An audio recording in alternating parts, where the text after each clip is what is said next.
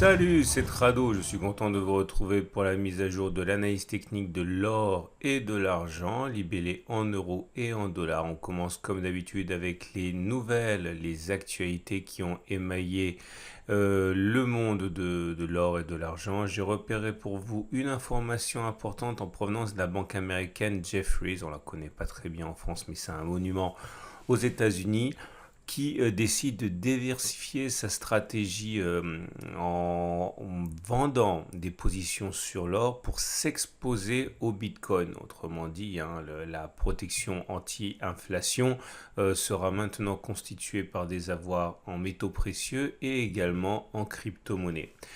Deuxième importante nouvelle qui nous vient d'Inde, selon cette nouvelle, la demande d'or qui était moribonde avec le Covid repart fortement à la hausse au mois de novembre. Et troisième nouvelle, en provenance du Canada, l'institution canadienne en charge de l'émission d'or alerte sur le fait que la demande reste très vigoureuse pour les métaux précieux. On passe alors libellé en euros avec toujours le scénario d'une reprise haussière depuis qu'on a touché ce support majeur des 1477-1492 euros.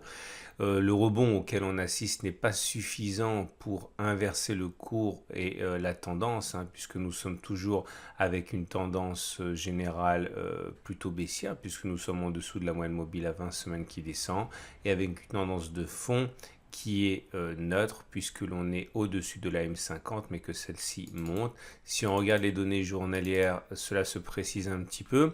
La bonne nouvelle, c'est que nous sommes maintenant au-dessus de la M20 qui monte. Autrement dit, la tendance générale à court terme est haussière, mais la tendance de fond est toujours baissière puisque en dessous de la M50 qui descend. Lorsque l'on observe ce qu'il se passe sur l'or, mais cette fois-ci en dollars, on voit que c'est la même chose, mais c'est encore un peu mieux, on va dire, puisque en données hebdomadaires, là aussi, on est dans une tendance générale baissière, puisqu'on est en dessous de la M20 la moyenne mobile à 20 semaines qui descend. Par contre, le rebond sur le support majeur des 17,48, 17,65 dollars qu'on avait tracé, c'est fait à un moment où on était encore au-dessus de la moyenne mobile à 50 semaines qui continue de monter. Autrement dit, la tendance de fond pour l'or libellé en dollars est toujours haussière.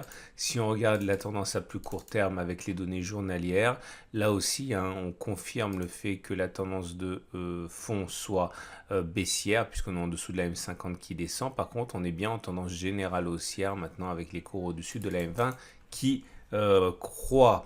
On regarde ce qui se passe, c'est mon partenaire aucoffre.com et je vous rappelle que pour mon partenaire aucoffre.com, l'actualité, c'est la mise à disposition de packs or que vous pouvez découvrir sur le site. Ici, si vous cliquez sur les offres exclusives de Noël, vous trouverez notamment des packs or, des packs argent à des prix qui sont pour toutes les bourses et non, profitez-en pour faire des cadeaux intelligents à ceux que vous aimez. On passe à l'argent et l'argent libellé en euros est dans une situation plus flatteuse puisque si on regarde les données hebdomadaires pour commencer, là la tendance de fond est haussière puisque nous sommes au-dessus de la moyenne mobile à 50 semaines qui monte. On est au contact de la moyenne mobile à 20 semaines et celle-ci est en train de descendre, mais on ne peut pas vraiment en tenir compte parce que la semaine n'est pas achevée. On n'est que mercredi. Il demeure qu'elle a été neutre et là, elle risque de devenir baissière si on termine en dessous. Par contre, sur les données journalières, on voit plusieurs choses. Tout d'abord, la solidité du support qui existe maintenant depuis le 24 septembre, sur lequel on a rebondi au plus bas du mois de novembre. Et on a réussi à progresser depuis ce rebond. On a réussi à prendre jusqu'à 23% à l'espace de même pas 2 semaines, 3 semaines peut-être.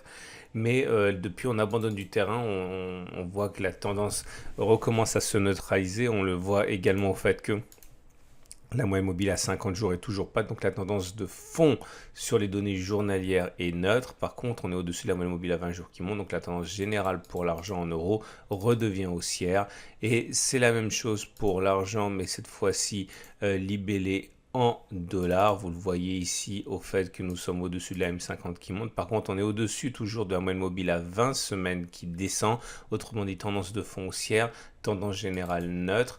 Et pour les données journalières, ça ressemble quand même beaucoup au mouvement qu'il y a eu sur l'argent libellé en euros, à ceci près qu'on est toujours au-dessus de la moyenne mobile à 20 jours, au-dessus de la moyenne mobile à 50 jours. Autrement dit, la tendance de fond est haussière et la tendance générale est haussière pour l'argent libellé en dollars. Voilà ce qu'on pouvait dire pour l'or et pour l'argent. Je vous invite à regarder à la fin de cette vidéo les autres vidéos que je vous propose relatives à l'or et à l'argent. Et je vous dis rendez-vous samedi pour la mise à jour.